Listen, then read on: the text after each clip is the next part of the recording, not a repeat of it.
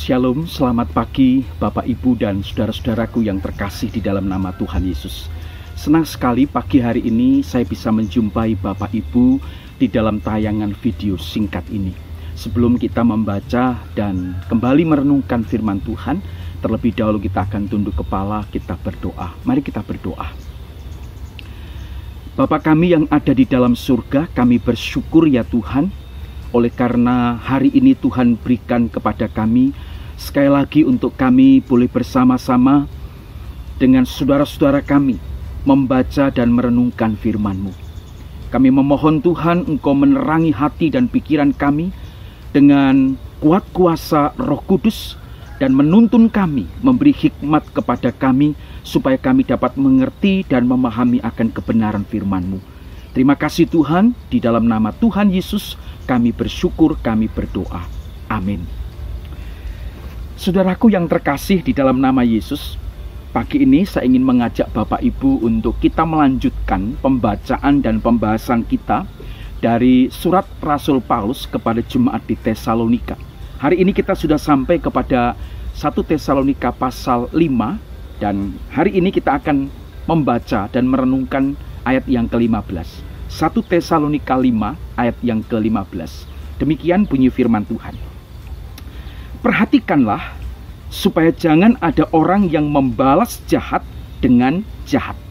Tetapi usahakanlah senantiasa yang baik terhadap kamu masing-masing dan terhadap semua orang.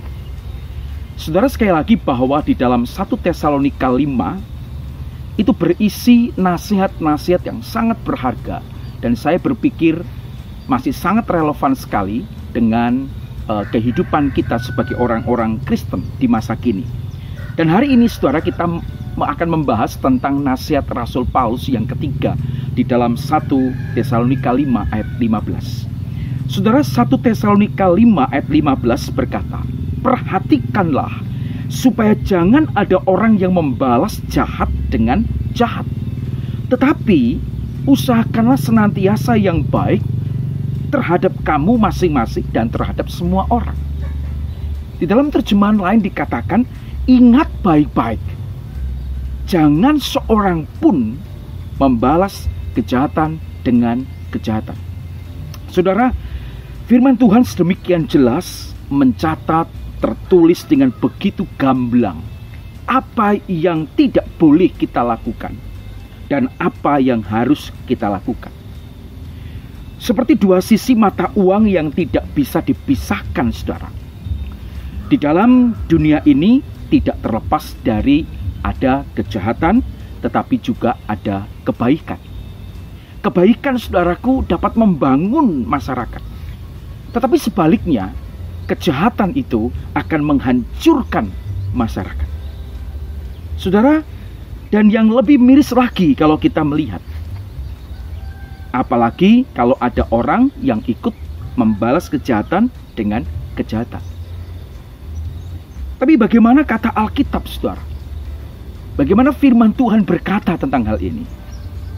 Saudara, Rasul Paulus mengajarkan, menasehati jemaat di Tesalonika dan juga kita semua, supaya kita tidak membalas kejahatan dengan kejahatan. Saudaraku, Paulus menegaskan, perhatikanlah, ingat baik-baik, jangan seorang pun atau jangan ada orang yang membalas kejahatan dengan kejahatan. Saudara, sebuah kalimat yang pernah saya baca dalam suatu media elektronik, saudara. Kalau kejahatan dibalas kejahatan, mau jadi apa dunia ini? Kalau pertanyaan itu kemudian kita aplikasikan dan terapkan di dalam kehidupan kita orang Kristen, kalau kejahatan kita balas dengan kejahatan, apa jadinya kehidupan kita orang Kristen? Saudaraku yang terkasih, kejahatan tidak perlu dilawan dengan kejahatan. Tidak perlu dibalas kembali dengan kejahatan yang sama. Bahkan mungkin lebih jahat lagi. Tidak perlu. Kejahatan harus dilawan dengan kebaikan. Inilah cara untuk menghentikan, memutus mata rantai daripada kejahatan itu. untuk mengalahkan kejahatan itu. Saudara, mungkin ada sebagian orang yang berkata di dalam hati, ini salah, ini tidak benar, itu tidak mungkin. Bagaimana mungkin, bagaimana bisa kejahatan dikalahkan dengan kebaikan? Saudaraku dikasih oleh Tuhan, di dalam kitab Roma pasal 12 ayat 21, saudara bisa baca di bagian itu, dikatakan kalahkanlah kejahatan dengan kebaikan. Di dalam terjemahan lain dikatakan janganlah sampai kejahatan mengalahkan kita.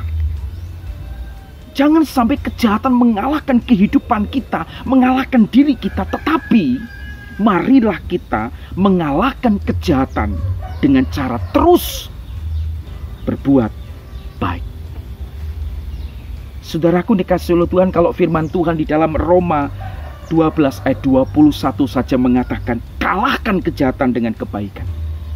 Saya percaya bahwa dengan kuat kuasa Roh Kudus dan dengan kehendak dan penyertaan Tuhan, maka kejahatan sebesar apapun bisa dikalahkan dengan kebaikan.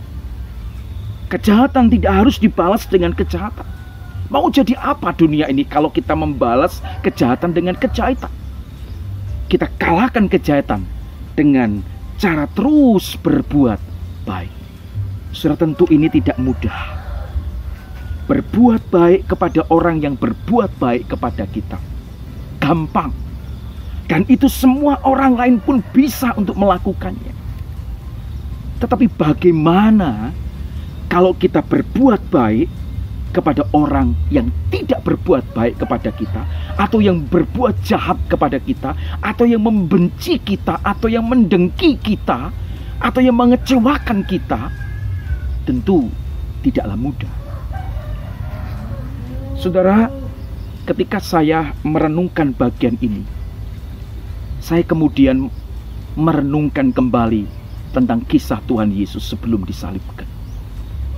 Sebelum Tuhan Yesus disalibkan, saudara, ada begitu banyak orang yang mengeluh-elukan dia, yang begitu kagum dengan Yesus. Tetapi setelah mendekati salib, saudara, orang-orang yang tadinya mengagung-agungkan Yesus, mengeluh-elukan Yesus, meninggikan Yesus, kemudian membenci dia, mencela dia, menghina dia, bahkan berbuat jahat kepadanya, melecehkan dia. Saudara, kalau mau membalas mungkin Tuhan sanggup untuk membalasnya, tetapi Tuhan memilih untuk tidak membalasnya. Tetapi justru Tuhan berdoa bagi mereka yang berbuat jahat kepada dia. Saudara, tentu ini tidak mudah, tetapi mari kita belajar. Mari kita belajar untuk menuruti apa yang Tuhan katakan. Firman Tuhan katakan, jangan ada orang yang membalas kejahatan dengan kejahatan, tetapi usahakanlah senantiasa yang baik terhadap kamu masing-masing dan terhadap semua orang. Mari kita terus berbuat baik, kita terus berbuat baik. Paling tidak, saudara, kita mendoakan orang-orang yang telah berbuat jahat kepada kita. Saya percaya, saudara, ketika kita menyebut nama mereka yang berbuat jahat kepada kita di dalam doa, saya percaya kuasa doa luar biasa. Tuhan akan mengubah cara pandang kita terhadap orang jahat itu. Dan juga Tuhan akan mengubah orang itu untuk kemudian kita hidup di dalam perdamaian. Saudara, saya percaya firman Tuhan hari ini bukan saja memberkati saya, tetapi juga memberkati saudara. Mari kita terus berjuang untuk kita tidak ikut arus dunia. Kalau dunia berkata, pembalasan adalah hakku. Kalau dunia berkata, pembalasan lebih kejam daripada perbuatan. Kalau dunia berkata, jahat harus dibayar jahat. Tetapi Tuhan berkata, kalahkanlah kejahatan dengan kebaikan.